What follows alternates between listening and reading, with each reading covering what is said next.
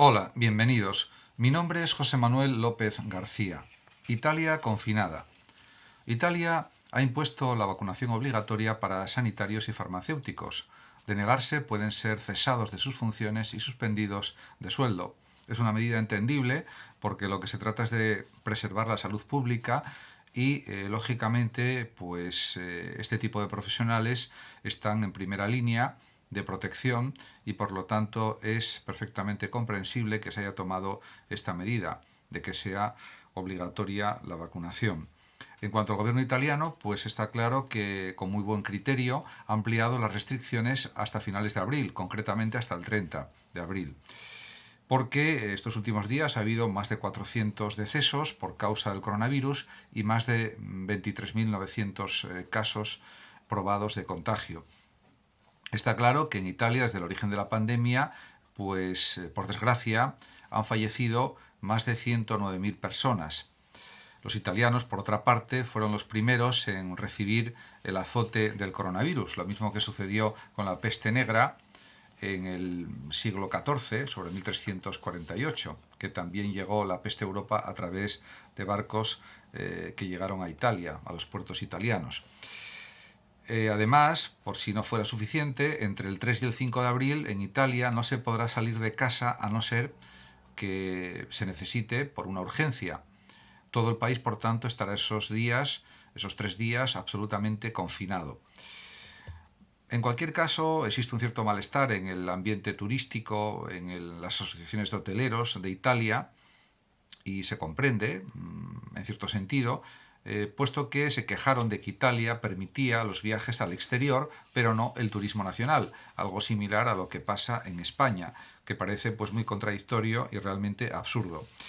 En cuanto a la cuarentena impuesta para los que llegan a Italia desde el exterior de 5 días, me parece perfectamente legítima, perfectamente coherente y la encuentro plausible.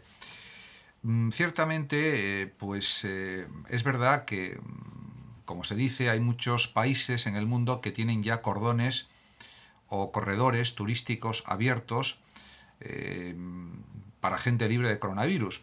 Lo que sucede es que esto también supone una discriminación para los que no han llegado a ser vacunados todavía. Es cierto que, en muchos casos pueden también acreditarlo a través de una PCR negativa, pero eso tiene un coste económico también que suele ser más o menos alto, y yo creo que ahí habría que hacer unas normas más flexibles, en el sentido de que se pudieran hacer PCRs negativos gratuitos para los que quieren viajar, para que no hubiera una discriminación respecto a los que ya tienen la vacuna y por lo tanto no tienen que realizarse la PCR, por ejemplo. Eso sería también algo a estudiar por parte de los gobiernos de los países europeos. Por otra parte, hay otros países, como por ejemplo como Holanda, Países Bajos, que interrumpe la vacunación con AstraZeneca a los menores de 60 años. Y Alemania también ha suspendido la vacunación por causa de los trombos que parece que se han producido por la dispensación de esta vacuna. Quizás son un caso entre 1.000.000, pero diríamos que se cree que existe una relación directa. Por supuesto, es un tema muy debatible, muy discutible, muy opinable, porque hay opiniones para todos los gustos, claro.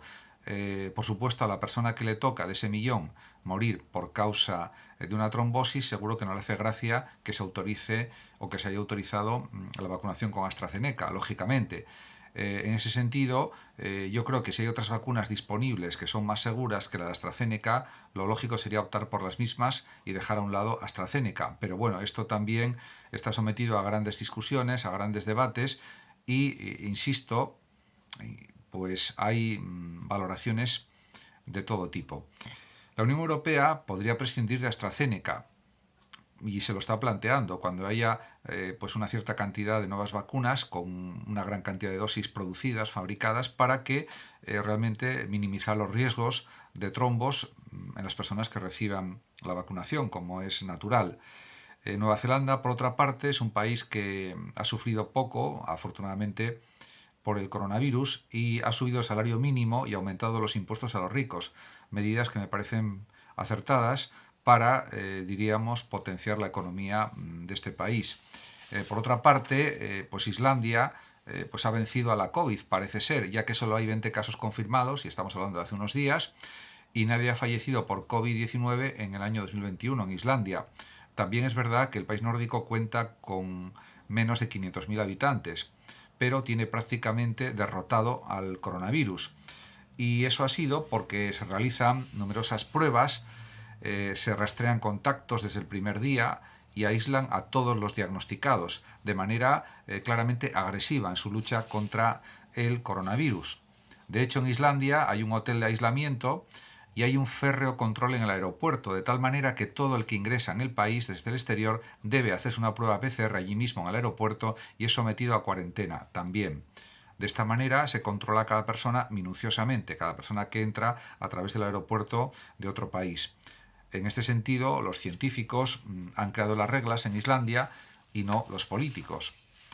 En este sentido también cabe decir que hay otros países que, por desgracia, está en una situación tremenda por causa del coronavirus, como es la situación de la India, en la que ha habido ya 12 millones de contagios y más de 164.000 muertos, y que este pasado, en el 3 de abril, por ejemplo, ya ha habido 89.129 nuevos contagios. Hay que tener en cuenta que la India roza los 1.400 millones de habitantes y que este pasado 1 de abril ya hubo en un día 459 muertes. Lo que sí es sorpresivo, y es una sorpresa de tipo positivo, claro está, es la baja mortalidad en la India. Solamente muere, lo digo solamente entre comillas, el 1,5% por cada 100 casos confirmados, que es la más baja si se contabilizan los casos, los porcentajes de 20 países afectados por coronavirus en el mundo, los más afectados fundamentalmente. En cualquier caso, pues la situación exige todavía muchos medios por parte de los gobiernos, medios sanitarios, medios de rastreo y medios de vacunación rápida y masiva, que sería lo más efectivo. Y sobre todo que se creen también más tipos de vacunas y mucha más cantidad de dosis de vacunas para luchar de forma mucho más agresiva contra el coronavirus. Muchas gracias a todos por su atención y hasta mi próximo vídeo. Saludos como siempre a los oyentes de Radio Sofando de México y por último decir que el que lo desee puede compartir este vídeo en sus redes sociales, darle like o suscribirse a mi canal de YouTube. Hasta siempre.